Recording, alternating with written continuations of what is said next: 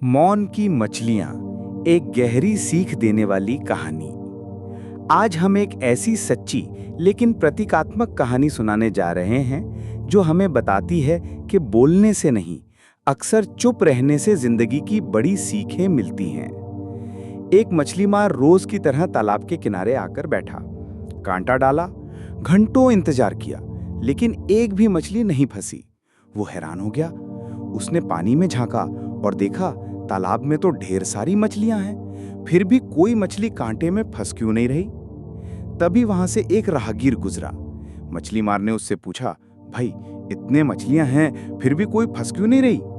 राहगीर ने हंसकर कहा, कुछ दिन पहले यहाँ एक महान संत आए थे। उन्होंने मौन की महिमा पर इतना गहरा प्रवचन दिया कि तालाब की सारी मछलियां भी ध्यान में डूब गईं। अब जब कोई कांटा डालता है तो मछलियां मुंह ही नहीं खुलती, और जब मुंह नहीं खुलेगा तो कांटे में फंसेंगी कैसे।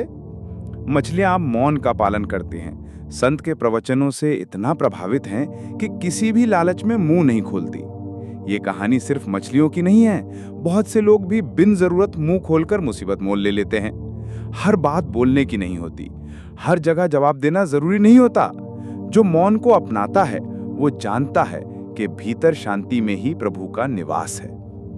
मछली की तरह सीखो, बोलना वहां जहां जरूरत हो, और जब जिंदगी तुम्हें कांटे से फंसाने लगे तो मौन में उतर जाओ, क्योंकि मौन में ही तो प्रभु मिलते हैं। एक और कहानी। हे ईश्वर, बस तू थामे रहना, एक सच्चे विश्वास की कहानी। कभी कभी हमारी सादगी, हमारा विश्वास उन बड़ी बड़ी किताबों और ज्ञान की बातों से कहीं ज्यादा ताकतवर होता है। आज जो कहानी आप सुनने जा रहे हैं वो आपको याद दिलाएगी कि सच्चा विश्वास कैसे चमत्कार कर सकता है। एक दिन समुद्र में एक विशाल जहाज को जोरदार तूफान ने घेर लिया। कप्तान को मजबूर होकर एक सुनसान द्वीप के पास लंगर डालना पड़ा। जहाज में खराबी आ चुकी थी, 2 दिन यहीं रुकना पड़ा। जहाज में मौजूद एक विद्वान पंडित जी ने सोचा कि क्यों ना इस द्वीप पर घूमकर किसी को प्रभु का रास्ता दिखाया जाए। वो एक छोटी नाव से उतरकर द्वीप पर पहुंचे। वहां उन्हें 3 द्वीपवासी मिले। न कोई पढ़ाई, न कोई किताब, न कोई मंदिर, फिर भी दिल में प्रभु का नाम, आंखों में श्रद्धा। पंडित जी ने पूछा, क्या तुम भगवान को मानते हो? वो बोले, हाँ, हम तो हर रोज दोनों हाथ उठाकर कहते हैं, हे ईश्वर, हम आपके हैं, आप भी हमें याद रखना।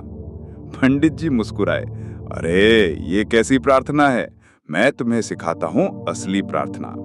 और फिर उन्हें शास्त्रों से विधि पूर्वक प्रार्थना करना सिखाया। दूसरे दिन जहाज ठीक हो गया।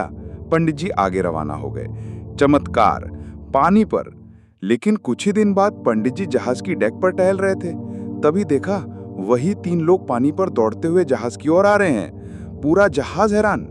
पंडित जी ने जहाज रुकवाया, उन्हें ऊपर बुलाया। उन्होंने पूछा, अरे भाई, तुम लोग पानी पर कैसे दौड़ आए? वो बोले, पंडित जी, आपने जो प्रार्थना सिखाई थी हम भूल गए, इसलिए सोचा चलो आपसे फिर से सीख लेते हैं। ईश्वर से कहा, दौड़ तो हम लेंगे प्रभु, बस आप हमें गिरने मत देना। और हम निकल पड़े। पंडित जी निश्शब्द हो गए। उनकी आंखों में नमी थी। उन्होंने कहा, तुम्हें किसी और प्रार्थना की जरूरत नहीं है। तुम्हारा विश्वास ही सबसे सच्ची प्रार्थना है। जैसे कर रहे थे वैसे ही करते रहो। कभी कभी हमारे शब्द नहीं, हमारा भाव, हमारी नियत और विश्वास ईश्वर तक पहुंचने का सबसे सच्चा रास्ता होता है। याद रखो, हे ईश्वर, दौड़ तो हम लेंगे, बस आप हमें गिरने मत देना।